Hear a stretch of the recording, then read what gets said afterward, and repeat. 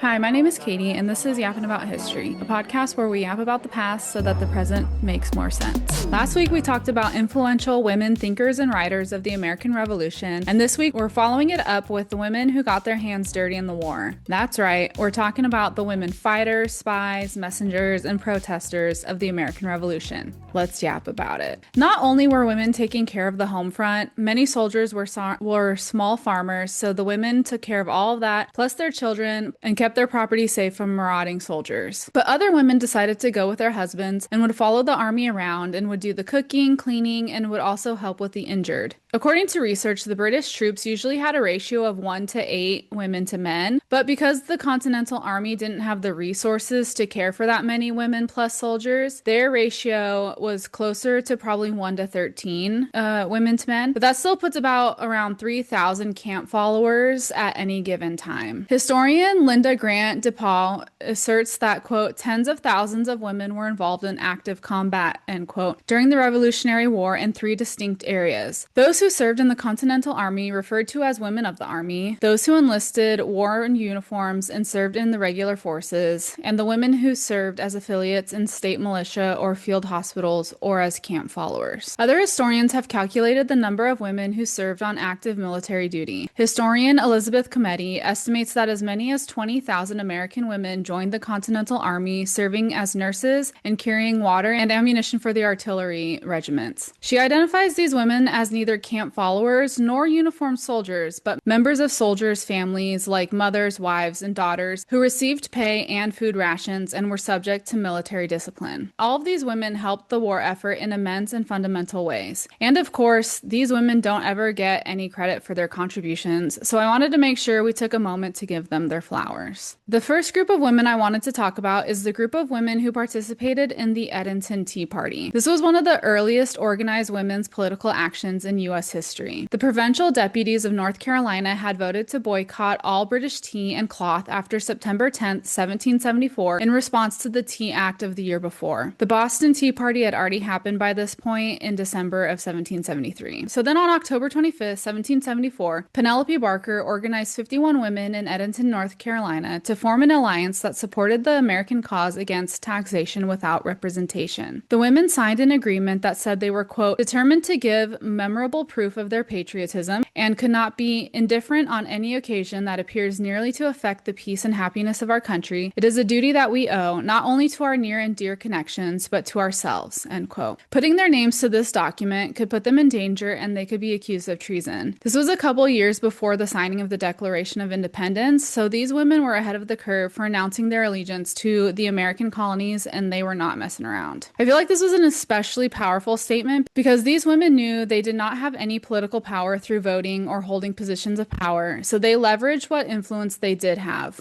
Because drinking tea was a long-standing social tradition, was served on a daily basis, and highly regarded in society. And these were all areas that women were in charge of or organized. News of the Edmonton Tea Party reached England pretty quickly, and although political resistance, especially in the American colonies, was common by this point, it being led and done by women was not. It shocked England, but it was not taken seriously because they were just women. In a letter by Arthur Airedale, who was in England at the time, wrote to his brother, he wrote, "The only security on our side is the probability that there are but few places in America which possess so much female artillery as Edmonton." The women were also made fun of and even satirized in London political cartoons, but they were praised in the colonies. Their resistance, in ways that they were able to, was a demonstration of patriotism and bravery. Another way women contributed to the patriot cause was through raising money, and a great example of that is by a woman named Esther de Bert Reed. She was the First Lady of Pennsylvania and wife of Governor Joseph Reed. She had only been living in the American colonies for about 10 years after marrying her husband. She was originally from England, but she was a staunch supporter of the patriot cause. She founded the Ladies Association of Philadelphia and led local relief efforts and raised funds for the Continental Army. Esther wrote a broadside or pamphlet called Sentiments of an American Woman in 1780, and in it, she emphasized women's contribution to the Revolution and advocated for their patriotic duty to participate in the war. Here's a little excerpt on what she had to say about women's patriotism. Quote, "Our ambition is kindled by the same of those heroines of antiquity who have rendered their sex illustrious, and have proved to the universe that, if the weakness of our constitution, if opinion and manners did not forbid us to march to glory by the same paths as men, we should at least equal and sometimes surpass them in our love for public good."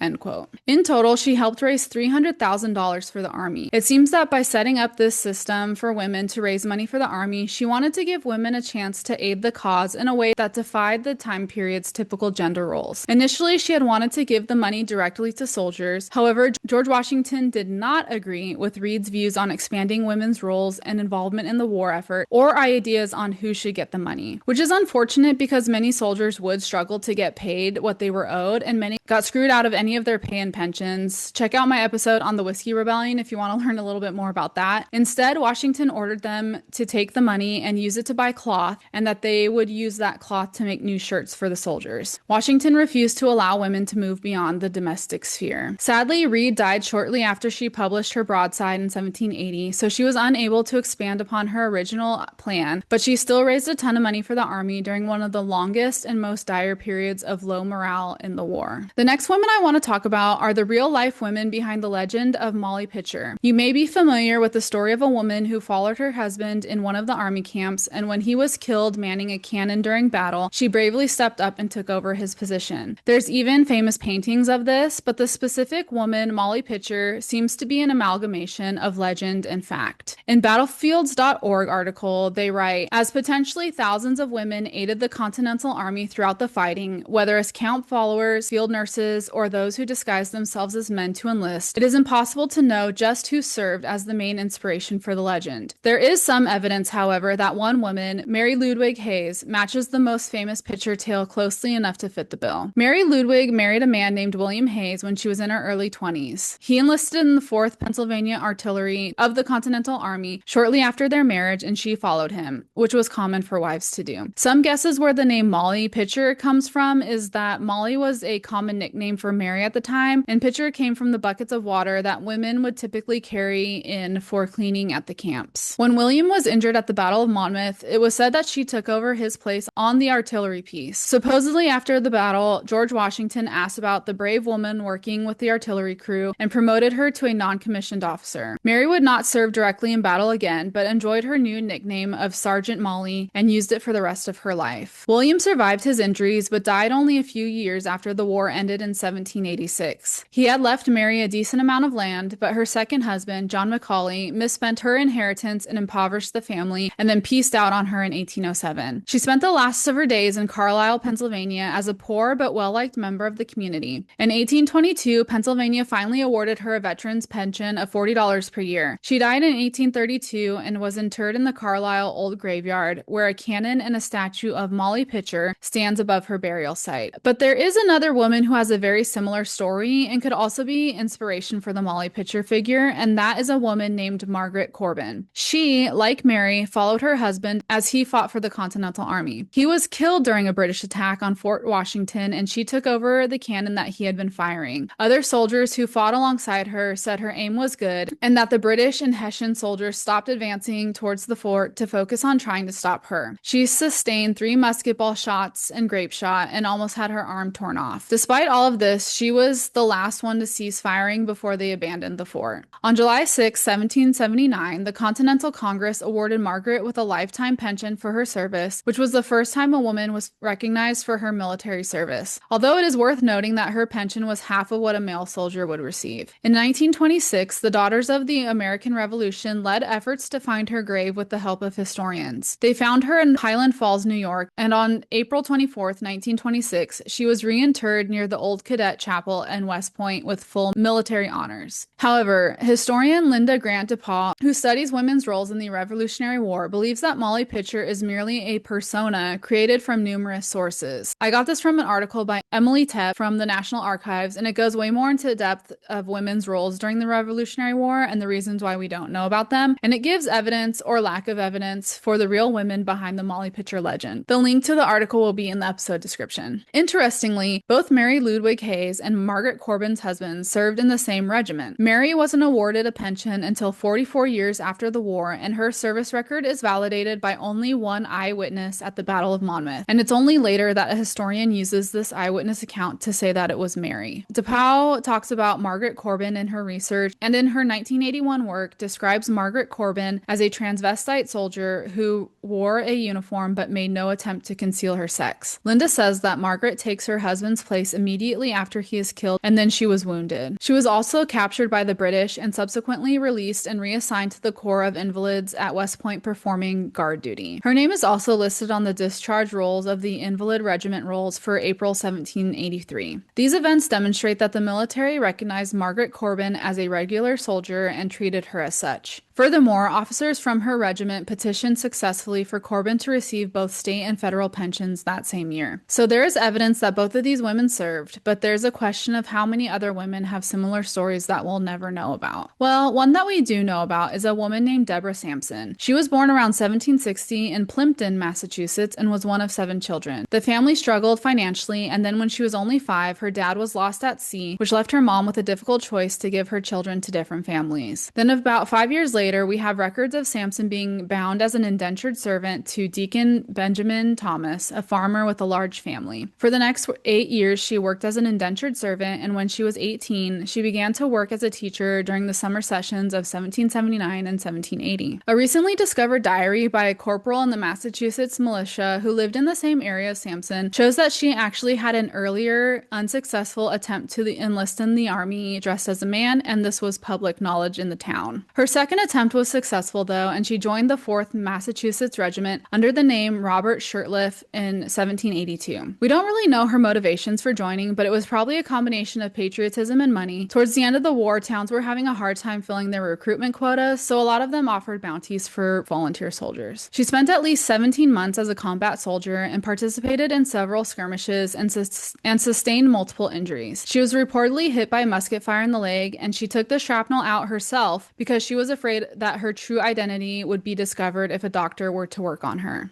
However, with only a few months left in the war, she sustains an injury that she cannot take care of, and she is found out after losing consciousness in a hospital in Philadelphia. And what I thought was a surprising turn, Sampson is honorably discharged, and she goes back to Massachusetts. She gets married and has 3 children. In 1797, she publishes a romanticized account of her war experience with the help of a newspaper publisher named Herman Mann. It was titled The Female Review, or Memoirs of an American Young Lady. Then, a few years later, in 1802, she went on a year-long tour of the U.S., giving lectures about her sensational experiences as a soldier. She would even dress up in full military uniform for these events. It's not surprising that with the book and the tour, that some of her stories may have been exaggerated. One example being that the diary entry that talks about her first failed attempt at trying to enlist was in January of 1782, which was months after the Battle of Yorktown, but Sampson claims that she actually fought in that battle. Regardless, she received a full military pension for her participation in the war, the only woman to earn a full pension. But she fought hard to get it and really was only awarded it after Paul Revere stepped in to advocate for her. After she died at age 66, her husband petitioned Congress to receive Sampson's pension as a widower of a Revolutionary War veteran. Even though they had not been married at the time of Sampson's enlistment, a committee ultimately decided to award him the money, concluding that the war had, quote, furnished no other similar example of female heroism, fidelity, and courage, end quote. And in 1982, the Massachusetts legislature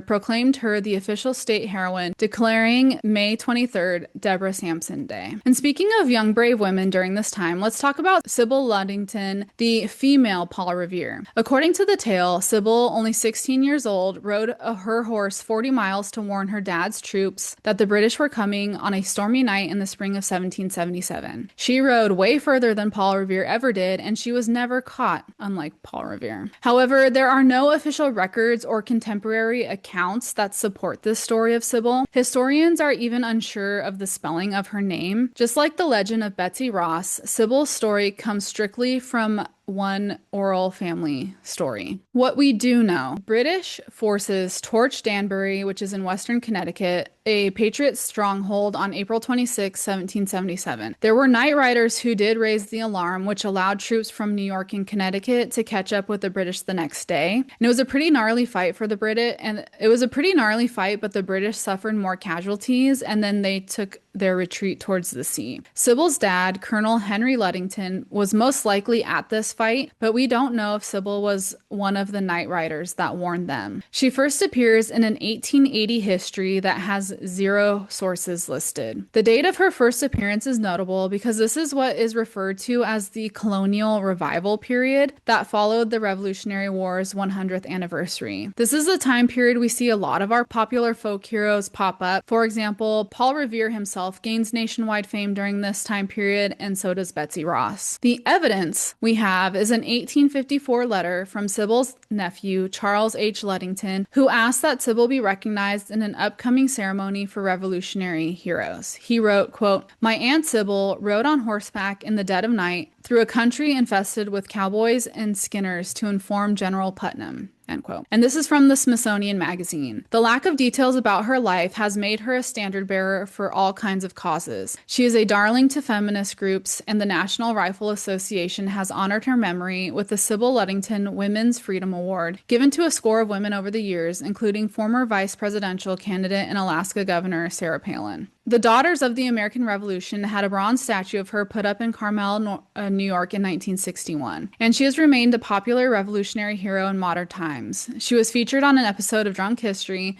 was on the U.S. stamp, and has an ultra marathon that follows her supposed route named after her. And there's another similar story that occurred in South Carolina with a 15-year-old girl named Dicey Langston. She lived around a lot of loyalists and would pass on any important information she'd overhear to her brother, who was a patriot. She was found out, and the loyalists told her dad that he would be punished if she was ever caught spying again. She laid low, but when she overheard a plan that the British had for attacking the camp that her brother was at, she felt like she had to warn them. So she raced to the camp in the middle of the night and crossed a flooded river. But she made it in time, and they say she saved hundreds of lives. I couldn't find really any primary sources on this or any scholarly work. It again appears to be mostly oral family tradition, and the area where she's from, Settlers Creek, South Carolina, has plans to place a bronze statue of her in a garden that will also be named after her. One of my favorite stories that I read about while doing this research was the story of Nancy Hart. She was a staunch patriot and lived in the Broad River Valley of Georgia with her family. According to accounts at the time, she was often referred to as Aunt Nancy, was 6 feet tall with red hair, and had a smallpox-scarred face. It was also said that she was hot-headed, had a fearless spirit, and had a strong desire for vengeance when wronged. The local indigenous people referred to her as Wahachi, which may mean something along the lines of war woman. They also said that she definitely wore the pants in her relationship. When her husband went off to war, she, along with many other wives of the time, was required to look after their home and children alone. But she also took it upon herself to spy on local British troops. She'd often disguise herself as a simple-minded man and wander into their camps to gather information and then would pass it on to the Patriots. Other accounts say that she was an active participant in the conflict and was present at the Battle of Kettle Creek. One of her more famous stories occurs when she's defending her home. The story goes that one night, a British spy crept up onto their log cabin and was peering in through a crack. One of Nancy's daughters noticed, and let's just take a moment to acknowledge how fucking creepy that would be, just to see an eyeball in one of the cracks of your home at night. Her daughters were able to alert Nancy discreetly, and Nancy flung a ladle full of boiling soap water at the crack. They immediately hear screaming, and they run out and hogtie him and hand him off to the local Patriot militia. But wait, I've saved the best story for last. Another time, a group of 5 or 6 British soldiers came to her cabin and demanded information about a local leader, a leader who had only a short time earlier come through Nancy's home and gotten some help from her. She claimed she had no idea who they were talking about. They felt like she was lying, so they shot her prized turkey and told her to cook it for them for dinner. She does what they tell her and offers them wine while they wait. They put their muskets down and go sit around the table. They start to get a little tipsy, and she has her daughter go to the well to get water from them and quietly tells her to blow the conch shell while she's out there to alert the neighbors that trouble was afoot. As she's serving them food and wine and running around the kitchen and dining room table, she's secretly grabbing their muskets and tossing them through another crack in the cabin. And hey, let's get these cracks fixed, yeah? Although I guess they came in handy for this story. Finally, one of the men sees what she's doing and yells at her to stop, but now she's got one of the guns in her hands and is like, nah, I think I'll be making the demands around here. If you come near me, I'll shoot you. But the man ignores her and takes one step towards her and she shoots him. She shoots one more and that is enough to hold them at bay until the men of the area can come. They argue about what they should do to the British soldiers and eventually they were hanged. Like many of the stories I've told so far, most historians believe that some of her stories have been exaggerated over time and there's no real way to verify them. Except in 1912, construction crews found 5 or 6 skeletons buried neatly in a row in a shallow grave while grading a railroad site less than a mile from the old Hart cabin. A few of the skeletons' necks were broken, which suggested they had been hanged. The skeletons were determined to have been buried there for at least 100 years. Now let's talk a little bit about Spies. And I feel like this is a great time to plug the TV show Turn, Washington Spies,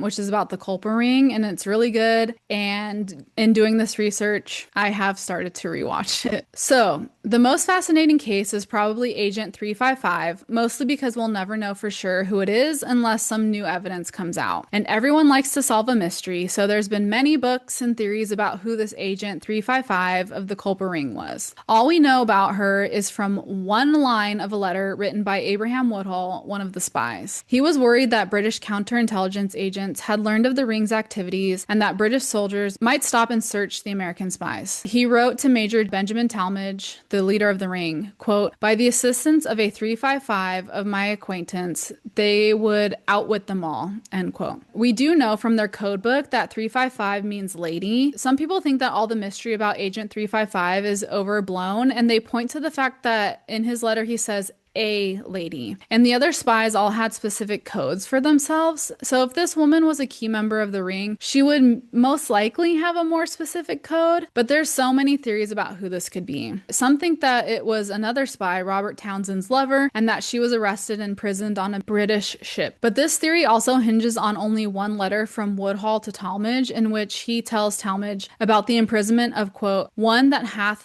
been ever serviceable to this correspondence," end quote. And he said that the news left Townsend dejected. Other researchers noted that the flow of Culper reports slowed when John Andre, the British spy master, left New York in December of 1779 for the siege of Charleston, and then it picked up again in May of 1780 when Andre returned. So they concluded that 355 was a friend of Andre or someone who pretended to be a friend in order to get information from him. The other leading theory is that 355 was Woodhull's neighbor, Anna Strong. She was also married to one of Woodhull's relatives, and he was a known patriot. So it would make sense that Anna would also want to help the cause. It is known that she helped them communicate by hanging certain laundry out on the drying line, all of which had different meanings. And I think historian Claire Bellajou sums it up best. Historians may never be able to, quote, "determine the name of the lady mentioned or how much assistance she provided, but just knowing she existed and that a woman could possess such indispensable skills sets everyone's imagination on fire," end quote. And the last woman I wanted to talk about in this week's episode is Elizabeth Burgin. Her story is another fascinating and a bit frustrating case because there is so much we don't know about her. And because of that, like with the other stories we've talked about, the story has been stretched and exaggerated to fill in the gaps, so much so that the facts often get lost under all of it. The earliest concrete evidence we have about her is from a letter that she wrote on November 19th, 1779. She was in New Jersey with her 3 kids asking for help because she was a refugee from New York City with no property or livelihood. And in this letter, she explains what happened a few months earlier in July. She wrote that an American had made his way into New York City carrying a letter to a prisoner of war in the city. The letter was given to her to deliver to the prisoner. The man who had brought the letter was subsequently captured by the British. His wife, in an apparent bid to help her husband, apparently informed British authorities that Burgin had been involved in helping American prisoners. Burgin wrote that the captured American had, quote, "carried out 200 American prisoners for me." The meaning of this sentence is not clear, but it's the only detail that Burgin ever writes about that event. And it is this sentence from which all of the legends about her heroics stem from. She goes on to write that on July 17th, the British commandant sent for her because she was, quote, suspected for helping the American prisoners to make their escape. Knowing myself guilty, she says that she hid for 2 weeks while guards watched her house, and a reward of 200 pounds was offered for her capture. Friends helped her get to Long Island, where she hid for another 5 weeks. Then a man took her in a whaleboat to Connecticut, from which place she went on to Philadelphia. Then she got a pass to go to Elizabeth, New Jersey, and then also somehow got her kids sent to her from New York City. She offered the name of several army officers and others who could vouch for her story. But whatever she did do, it was easily corroborated, and she had people from different areas vouching for her and even offering her money. For example, when she applied for the assistance that I mentioned earlier from the Board of War, they replied saying, quote, "From my representation of your character, your polite and humane conduct towards the American prisoners in general, and one in particular, he has promised to pay particular attention to your application and grant you anything in his possession were it possible," end quote. And there was also another American officer in Albany, New York, who sent her a letter offering her lodging at his father's house, plus $500 and a, quote, certificate of the kind treatment they received from your hands, end quote, which apparently was also endorsed by others. Even George Washington wrote to Congress on her behalf after hearing about her situation and what she did. He wrote, quote, "From the testimony of different persons, and particularly many of our own officers who have returned from captivity, it would appear that she had been indefatigable for the relief of the prisoners and in measures for facilitating their escape," end quote. So it seems like everyone at the time knew what she had done, and she even writes in another letter, quote, "What those exertions are, the services she rendered her country were, she leaves to be told by others," end quote. But no one wrote it down. These quotes from letters are the only evidence we have of her helping continental prisoners of war to be released or helping them escape. She could have passed information along, been a distraction, or hid the escapees, or some sort of combination of one or more of those.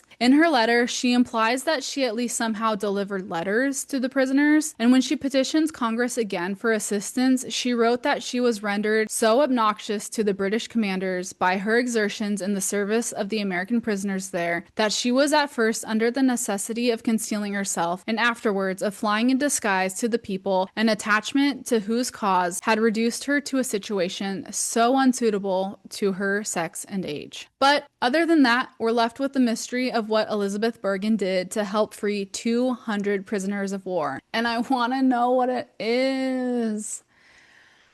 Even if we don't have a lot of concrete evidence for specific women's stories about their bravery and actions during the American Revolution, we know that thousands of women helped the Patriot cause in numerous ways. They protected their homes and property, kept farms running, and fed not only their families, but the soldiers as well. They followed the army and provided essential services like cooking, cleaning, and nursing the sick and wounded. And they also took up arms and served as spies. And maybe we don't know more about the women soldiers and spies because they were that good at concealing themselves. In my research, I came across this quote from Historia Linda Kerber in the article that I mentioned earlier by Emily Teeb, and both Emily and Linda bring up good points on why we don't know as much about these women fighters, spies, and resistors. We talked a little bit about this idea of Republican motherhood in our last episode. The leading Americans at the time constructed this ideology as an attempt to reinstate the domestic sphere for women and carefully selected those attributes to assign to females that would maintain pride, decency, and the ritual of self-respect. Kerber says, quote, "They denied the most frightening elements of women's wartime experiences. There was no room in the new construction for the disorderly women who had emptied piss pots on stamp tax agents, intimidated hoarders, or marched with Washington and Greene," end quote. In restoring order, patriarchal order, to American society, it was essential to deny the disordered behavior that had occurred during the War for Independence. The military woman could not be rewarded because to do so would have dredged up the most disturbing aspects of the revolution. Women like Margaret Corbin or Deborah Sampson were very likely regarded by the Republican society as coarse, unfeminine, and of loose morals because they had cohabited with soldiers. Their wartime exploits were not exemplary of Republican motherhood, not something to boast or write about, and certainly not the sort of thing a lady would tell her grandchildren. children. This would certainly explain why Deborah Sampson was compelled to apologize publicly on stage for her part in the war, and why Paul Revere felt it necessary to assure Congressman Eustis that Deborah had returned to a more feminine role as a wife and mother. Despite the extraordinary service of all the Molly Pitchers in the American Revolution, the republic that was established was still a man's world. As female veterans returned to the patriarchal society where their contributions went unrewarded and largely unrecognized, only the heroic imagery of Molly Pitcher commemorated their patriotism. And that's why I wanted to do this episode. I began reading up on influential women during the 250th anniversary of the Declaration of Independence this past July 4th, because I feel like we always hear the same stories about the same founding fathers, and it gets so boring, and we know that it's not the complete picture. While it's disappointing that these women aren't more known and celebrated, I feel like we can start with this episode and continue to share their stories and the women who are doing the research on them. And that's all I have for you.